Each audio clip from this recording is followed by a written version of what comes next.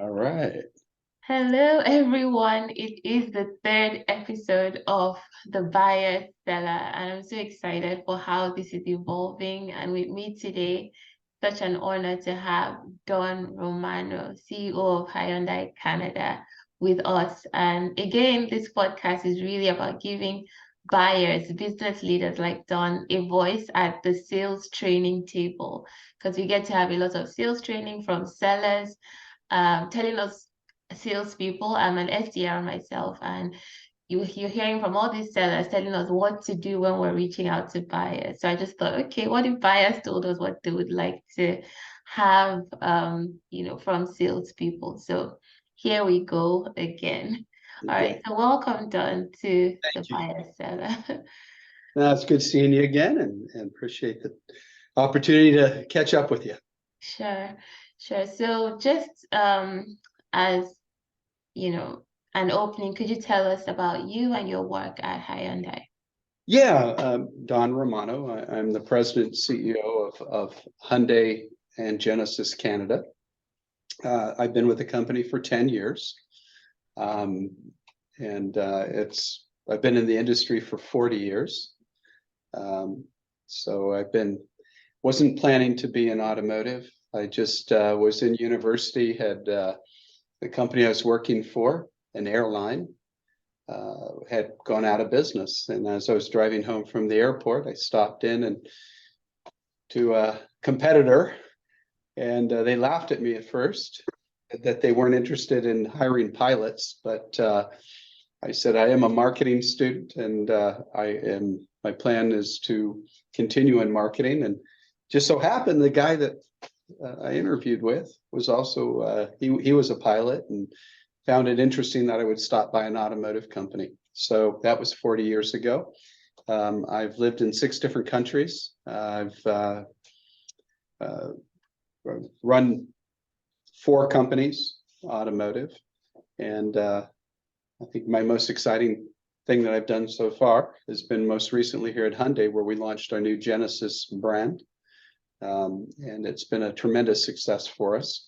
So it's our luxury line, and we did it differently. We sell direct as opposed to going through a franchise system, and it's been a tremendous success. So yeah, Congratulations. that's it. Congrats on that. So, um, thank you so much for sharing that backstory and all. Now, based on the premise of this podcast, I just wanted to share what solutions are people trying to sell you on a typical day? Well, I think you have to break it into a couple of components. Okay. First of all, let's look at social media. And when you reach out to an executive, the first thing you have to understand is that CEOs don't make those kind of decisions, right? So someone will call and say, hey, we're involved in this area of IT, this area of marketing, this area of HR. Well, I have an IT director, I have a marketing director, and I have an HR. Any good leader is going to direct his team, but not tell them what to do. So when you reach out to the wrong people at the higher level, you're probably going to fail because they're not going to be the ones that are going to make the decision. They can introduce you to that person, but that's as far as it can go. If I made the decision on everything that somebody reaches out to me to discuss, I wouldn't need all those directors, and I wouldn't have a life because all my time would be tied up in determining what we should and shouldn't do. And finally, they're in better positions to make those decisions. So when if I get let's say a LinkedIn message, my recommendation to anybody is first find out an area in which you can relate to the individual on a personal level. Like, hey, I saw you're from so-and-so, or I know you're interested in this, or I saw you at a conference and was interested in this topic that you talked about. I think most people, as you get older, like to help other people succeed. And that's a great way of introducing. The one thing you don't want to do is reach out and say, hey, this is my company, this is what I do, and I'd like to talk to you. I'd like 10 minutes, to talk to you. We don't have 10 minutes. You just we work 24/7. That's our job. We got over 10,000 employees. We have, it's a $5 billion business. And so there, what that tells you is the person reaching out to you doesn't really understand what you're living through, what's going on in your life. And therefore you click the X and not the check. But when people reach out, and it could be philanthropic, or it could just be an interest, or, hey, I'd like some advice. I mean, that's the way to start a relationship. Don't go right for the sales close right up front. You're going to lose every time. Wow. Wow. Wow, you said so many things there. Oftentimes as salespeople, we want to go to the top. Like, this decision isn't going to close without Don's signature. So I want to talk to Don first.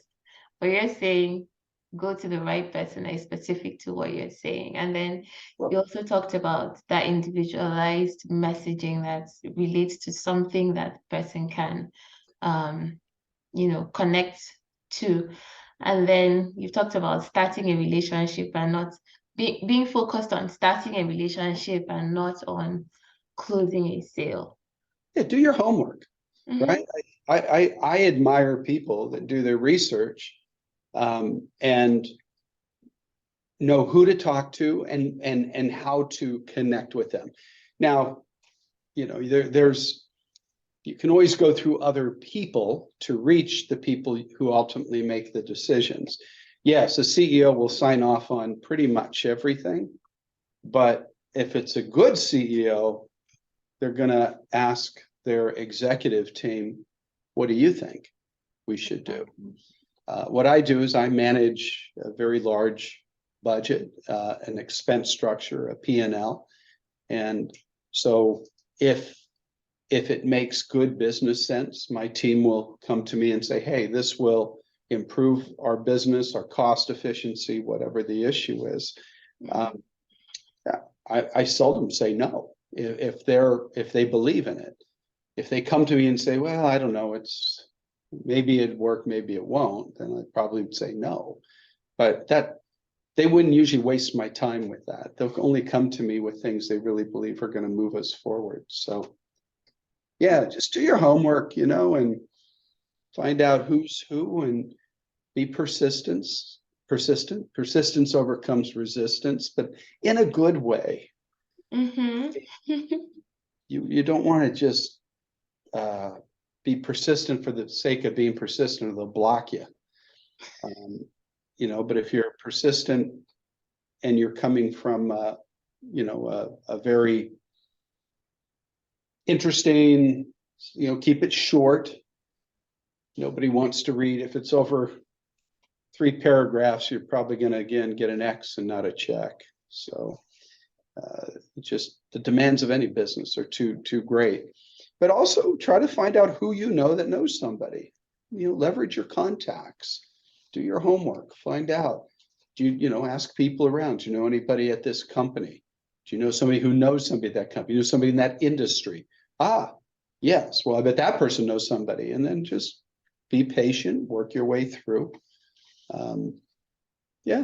Relationship building takes time. I mean, none of us got, those of us that are married, we didn't get married on the first day. It takes time to build the trust and understanding, and you got to do the same when it comes to sales.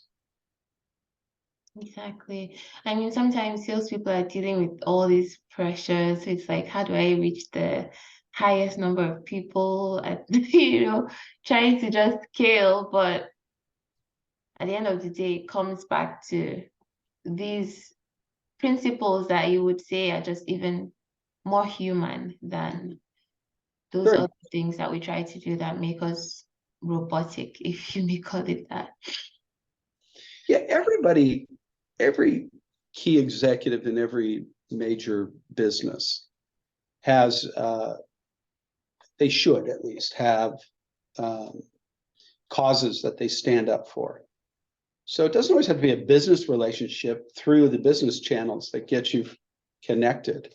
Sometimes it's through different associations and different charities and different groups. And those are perfectly fine to meet people, because you obviously would have a common interest, whether it's for trying to help the homeless, trying to help, whatever the cause. I mean, hospitals, there's 1,000 different things out there. There's a lot of people that have a lot of different needs that don't get fulfilled simply through the government, and that the leaders of the companies and communities need to take an active role to help.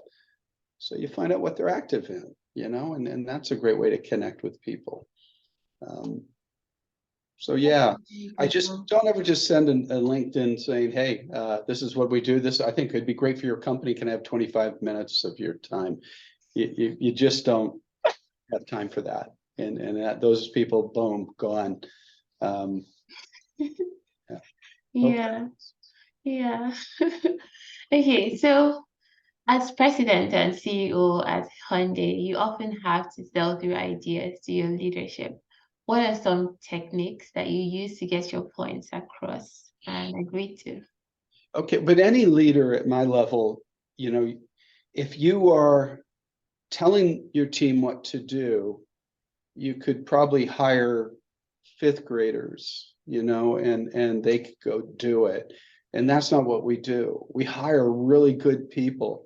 And the reason we hire the best is they come with a lot of good ideas and background. What you have to do as a leader is harness all of that information, those great ideas, that enthusiasm that you hired, put it together so that 1 + 1 = 4. So that as the ideas begin to come together, you begin to build on that. It doesn't mean you don't provide direction. So we still, it's important. I had in my mind, I thought with Genesis, it was necessary for us to be able to compete with some of the direct models like Tesla and some of the other ones that are coming out. But I also believed, I knew from 40 years of experience, that the independent dealers still had the most experience and were very good.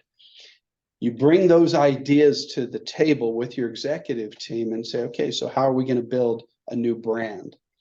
And from that, you realize, hey, we could still utilize those independent dealers out there, but under a direct agreement where you're really buying from us, but they're simply delivering and servicing the vehicle. No negotiations, no hassle like you get at a lot of the franchise systems. You just go online, you buy the car, but then you go to the dealership, which we are building across the country, and they're run by these independent business people who really know how to run a business. And I think it was the best of both worlds. We call it kind of a hybrid system, but it's proven to be immensely successful. We're now taking it to Europe, and we're going to expand into some of the other countries very soon. And it's that kind of, wow. I've talked to some of my competitors who say, I wish we would have gone in that same direction. There's a number of luxury brands that are failing right now. And they've either, anyway, for whatever reason, they're like, wow, we should have gone with that Genesis model. I didn't develop the model. I gave the direction. The team put the pieces together, came back and said, how about this? And, we looked at it and said, yeah, I think that'll work. Let's give it a shot. Now, imagine their enthusiasm when they go out and launch it, because it was their idea. Mm-hmm. They're fully committed to the execution of that idea. That's what an executive CEO should be doing. If the CEO does nothing but say, do this, do this, do that, the chances are business isn't going to succeed too long. Yeah, I'm listening to you and I'm thinking about, how that also applies to the sales process, and how as salespeople, when we're, so maybe you get to this person who isn't that final decision maker, and you're talking to them about how to position them as a champion in their own within their business to promote your product to that top level executive. So something like this could be something they could go back with and come from that perspective of this is a great idea. What are your thoughts? Rather than, oh, we're trying to shove this down your throat. And it may not even be selling up for them. It may even be selling down to the teams that would implement a solution, for example. Yeah, I think a lot is, if you're not willing to do the homework, don't try to sell the product, because you should know whenever you talk to somebody, try to know more about their needs than they know themselves.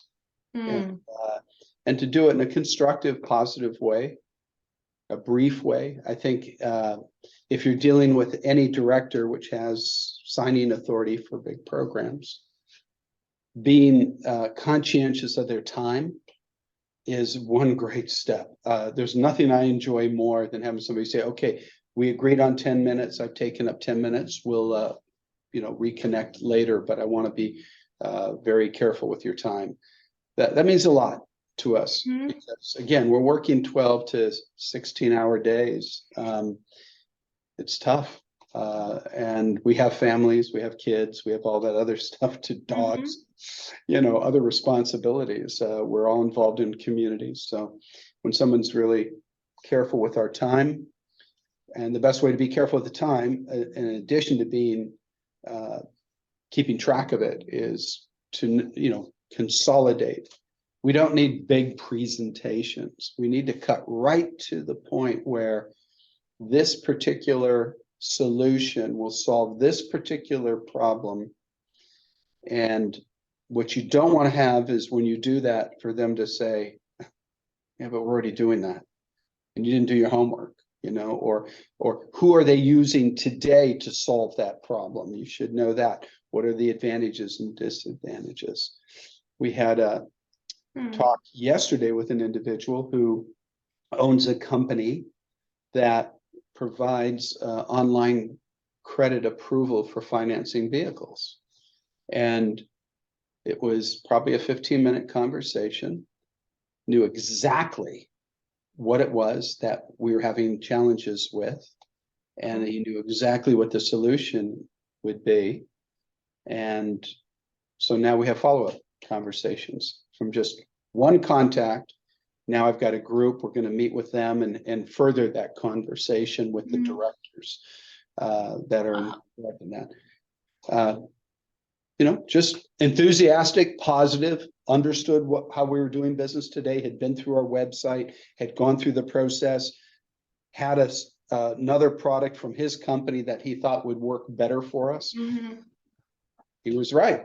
And within 15 minutes, we're like, okay, this is worthy of a follow-up, and let's dive deeper into this.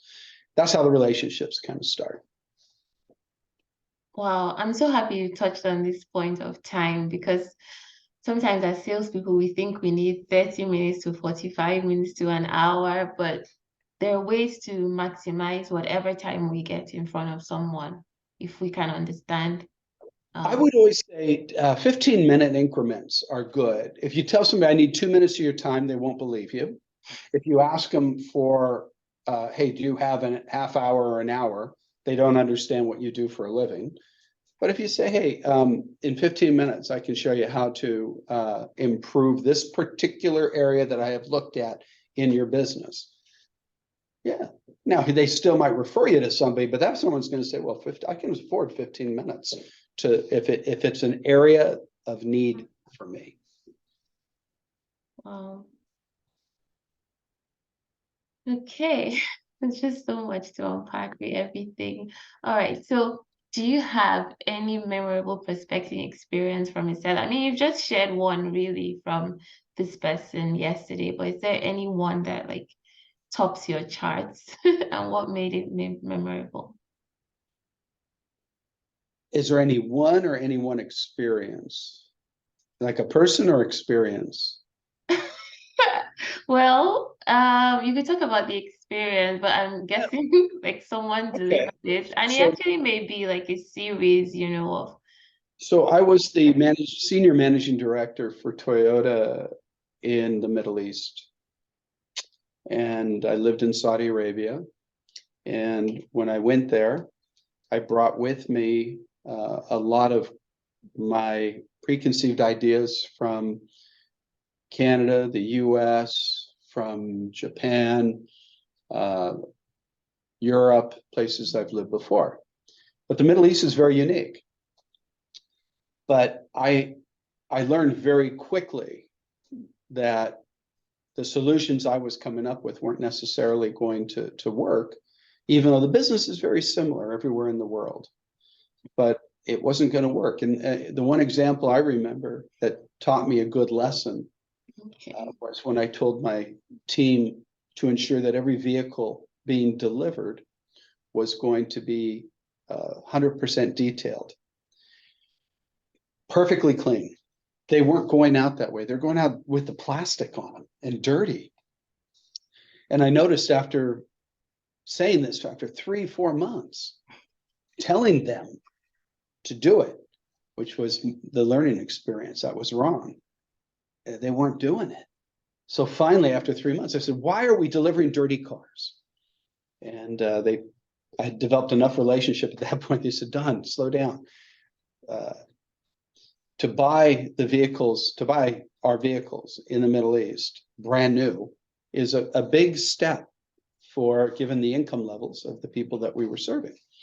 And so they're very proud.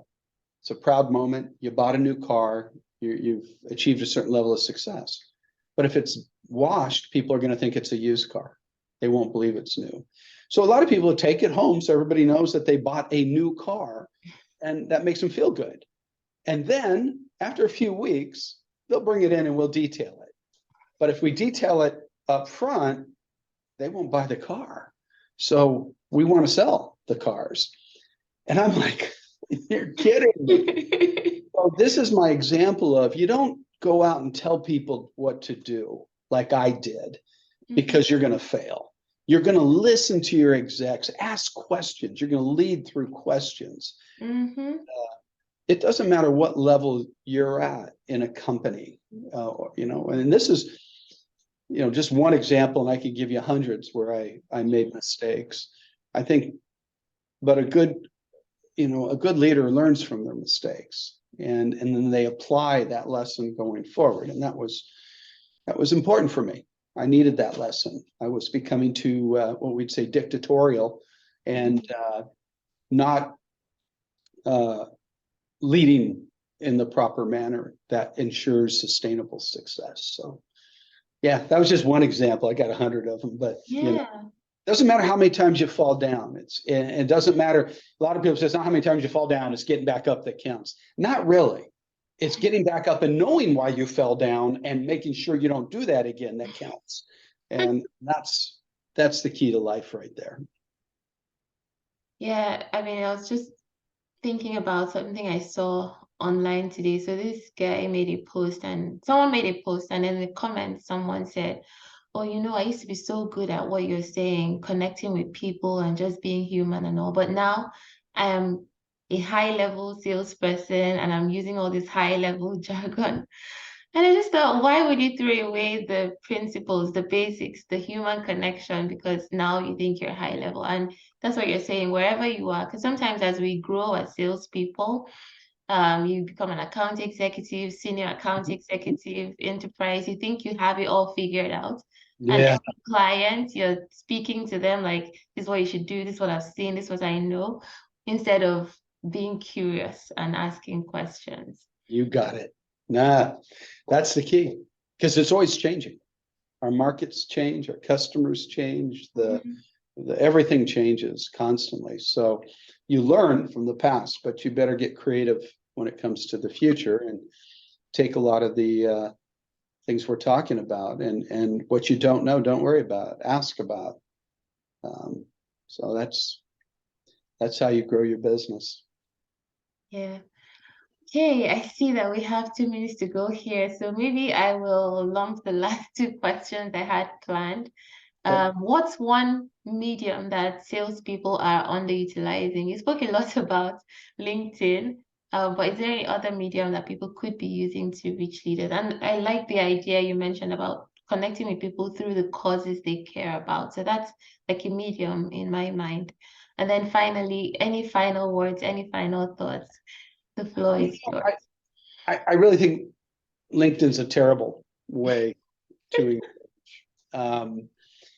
I think it's a great way after you have engaged to stay connected. So I think it's used for the wrong purpose. What you have to do is the hard work, and that is go out if you target a company and you think you have an opportunity to help them improve their business, find out who the people are in the company, what they do, what they're involved in. Every company should have community support programs that they're involved in. They should have different associations, and you should know people that know people in that company. I mean, it's just, there's always, they say the 6 degrees to Kevin Bacon, the actor in the United States, where somebody is going to be connected to that person. Yeah. You just have to do the homework and figure that out. Because in-person contact is far better but if that doesn't work, yeah, there's auto shows, there's a number of different types of events that we participate in, electric shows, things like that. So go there, meet the people.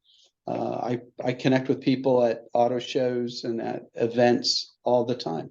Plus, we speak a lot, and so you can also go to those events. And now you're in person and you have an audience.